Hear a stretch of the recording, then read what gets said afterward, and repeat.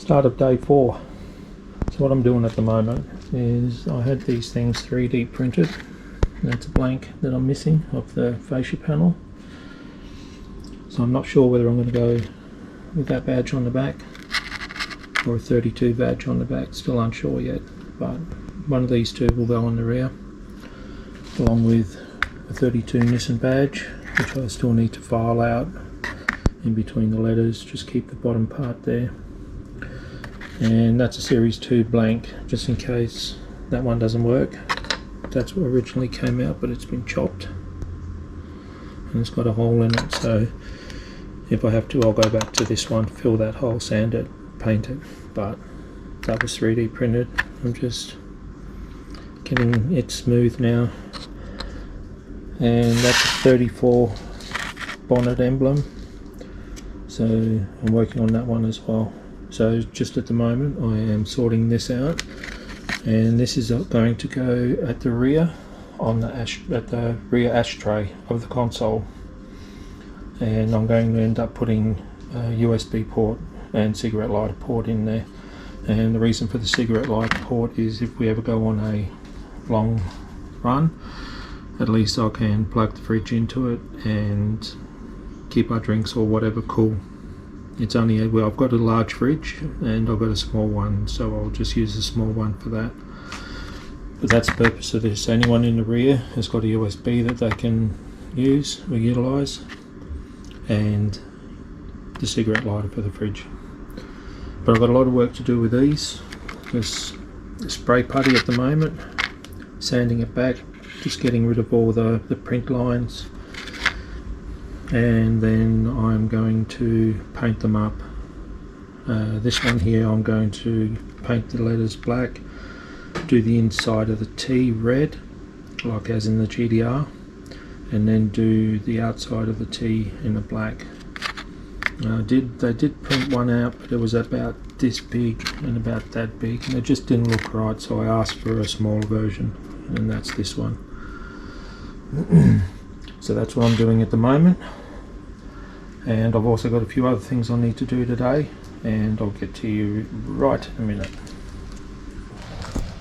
So at the moment what I'm doing is, this is the rear parcel shelf, and I will be cutting out the shelf from this piece of MDF. I bought some 3mm MDF, and that's to go up here. Now when I went to put in the parcel shelf, I noticed these tabs here. I don't know if you can pick it up. There's two little tabs, one on each side. There's one there, and there's one there. That little tab there. What's happening is the board, or the parcel shelf, needs to actually clip into those. Now I don't know the reason why, because with the seat on, the parcel shelf isn't going to go anywhere. So I'm going to cut those tabs off and say goodbye to them, because I don't think they're necessary, and I don't want to have to cut into the parcel shelf, the slots for them, for no reason whatsoever. I can't find a reason why they should be there, so they're going.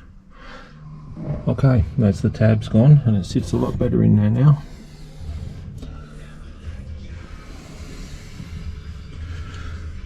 So I'm happy with that. So what I'm going to do now is I'm going to paint up the two vents for in here and over there, and then I'm going to also paint up the cover for this.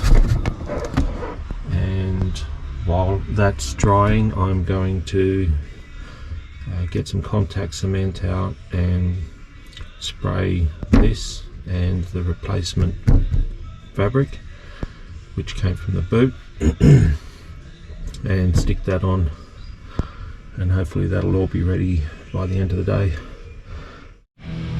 Okay, quick test shows that's fit nicely.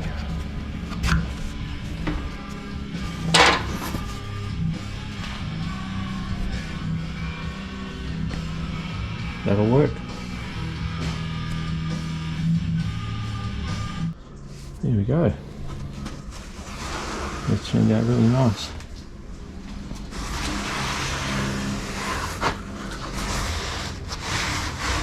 I like it a lot. The vent and the cover are drying as we speak, but it should get done today. Yeah, real happy with that. Awesome. There we go. It's turned out quite well. In the end, I decided to go with the carpet that I'm lining the boot with. I had that other piece in there, that darker colour right there, but it just didn't look as good, so I've gone back to this. I think it suits the interior a bit better than the other stuff, but it's come up good. Another job done. Yeehaw. These rocked up, so that's a new gear shifter boot and handbrake boot with the red stitching to go with the interior. So I'm going to stick those on and I'll be back in a minute. There we go, it's now installed. Still don't like this donkey dick. Well, that's the interior almost finished.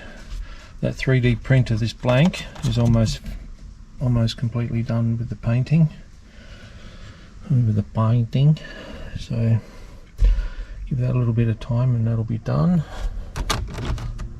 Maybe by the end of the day, don't know. Still got a lot of things to do. I also have to change coolant, pull the radiator out and put in the aircon drive belt. There was one missing. So I've ordered that and it's arrived. I'll go pick it up as well as some coolant and get that done, and hopefully that blank will be ready. I think they call it a mask blank, but that'll be ready and then I can put that in, and then I will finish putting the covers on back under here and the kick panel.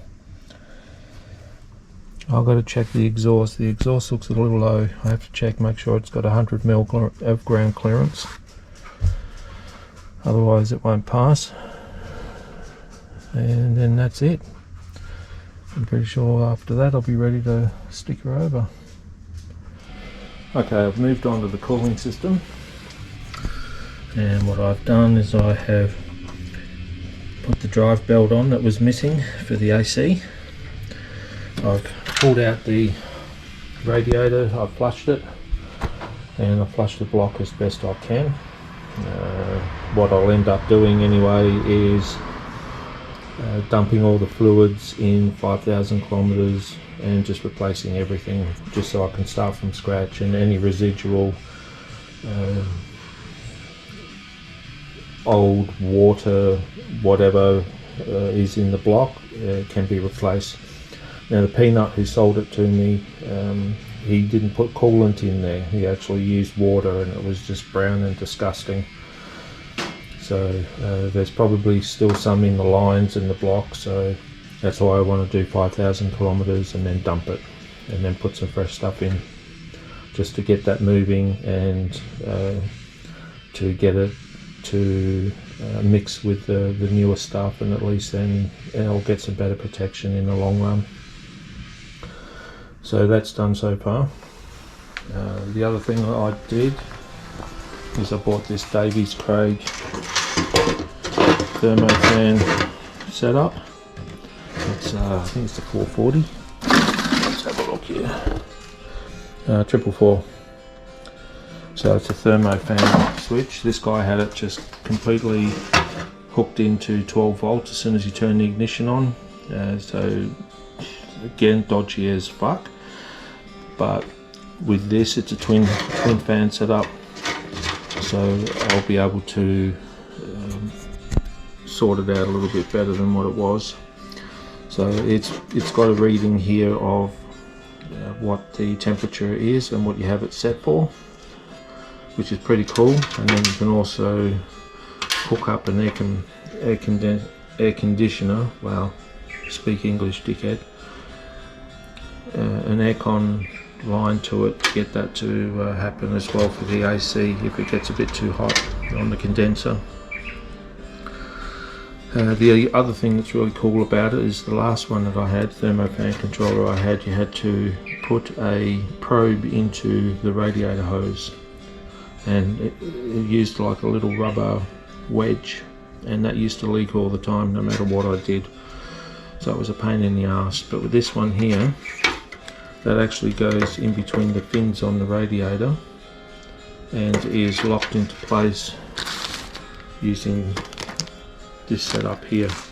So it actually doesn't go into the cooling system, it goes into the radiator. So you just have to part the fins out with a screwdriver, slot that in, Bob's your uncle. So I'll get that sorted out now, and then I'll be back in the tick.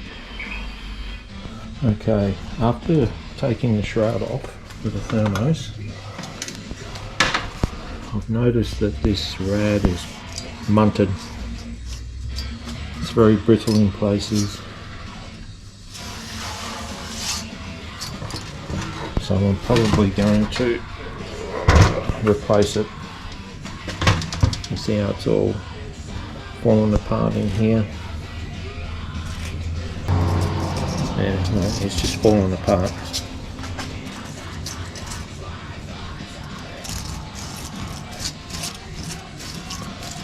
Yep. So what I'll do is, before I dump the next, or this lot of coolant, I will get another rad and replace it. Probably go with a 50mm alley rad. This is obviously the stock one, so it's over 20 years old, which is understandable. So yeah, looks like a new radiator's in the cards.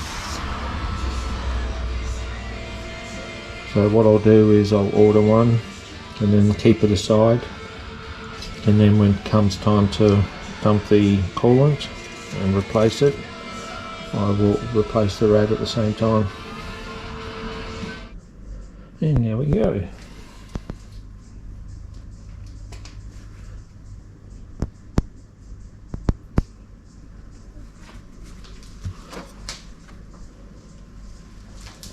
So what I ended up doing is using some stainless steel bolts.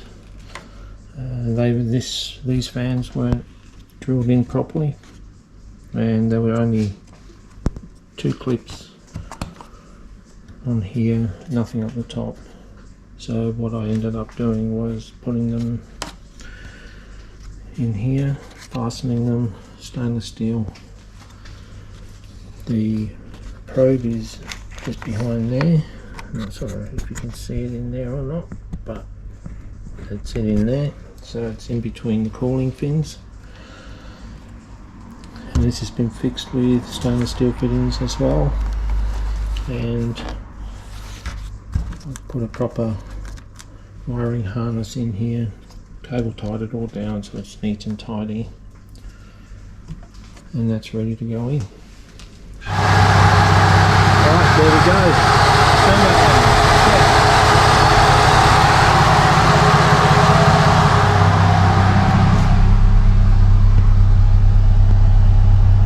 Temp is good.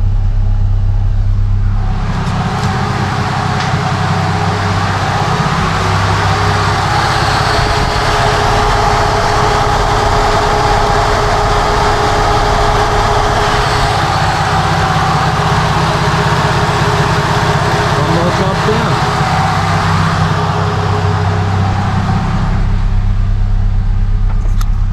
So when I road test, I'll have to monitor that. Now the fans just went off.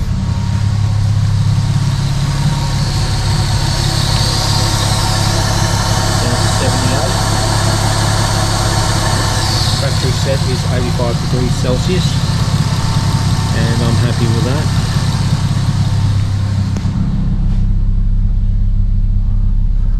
So I'll continue to monitor that while I do some road testing.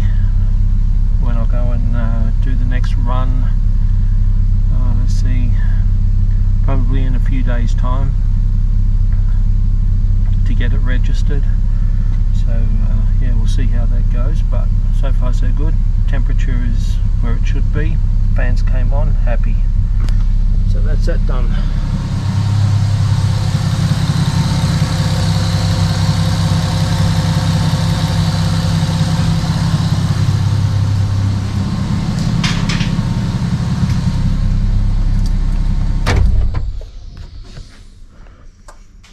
So that's nice and smooth. Beautiful. Happy with that. That could be a problem. Have to make sure I've got 100mm clearance. So if I don't, I'm probably going to have to adjust the suspension.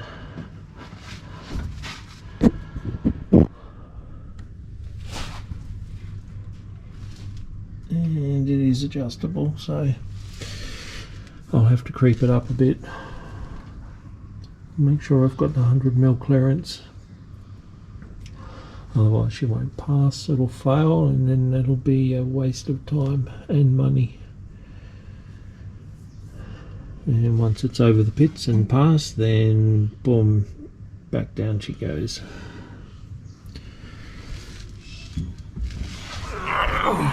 But that's another day. So for now that's it. I'm happy, and I'll see you on day 5.